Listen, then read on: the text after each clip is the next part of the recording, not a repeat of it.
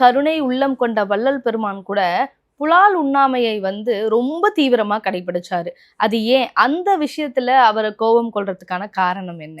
எல்லா பயிர்லேருந்து, பறவைகள்லேருந்து, மிருகங்கள்லேருந்து, மனிதர் வரையும் எல்லாருமே அவ்வளோ பரிசுத்தமா, சுத்தமா இருக்காங்க. அப்படி சுத்தமா இருக்கிறதுக்கு எதிர் விசை எதுன்னா, அந்த காரியத்தை செய்ய விடாத இருப்பதுக்கு என்ன காரணம்னா, பல செல்களால் தான் நம்ம உருவாகி வெளியில வர்றோம்.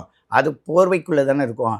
அந்த செல்களை வேறொரு செல் உள்ள வரும்போது, அது அவ்வளோ கொடிய விஷமா மாறி, நம்ம ஒரிஜினல் இந்த சென்சிட்டிவே கெடுத்துருது.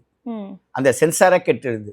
அப்போது நம்ம ஒரு நுட்பமான ஒரு அறிவை அடுத்த நாட்டில் நடக்கிறத கூட நம்ம இங்கே உட்காந்துட்டு யோசிக்க முடியும். யோசித்த உடனே நமக்கு பதில் கிடைக்கும்.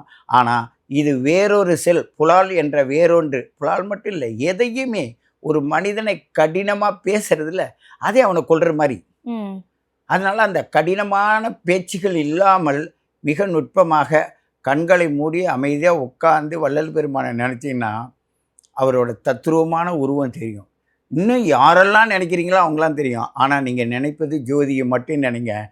பிரபஞ்சம் உங்களோட இருந்து செயல்படும். உங்களை உயர்த்து கொண்டு போவோம். அதுக்கு என்ன தேவைன்னா புலால் மறுத்தல் தான் சிறந்ததுன்னா அவர் உணர்ந்ததை நமக்கு எளிமையாக சொன்னாருமா.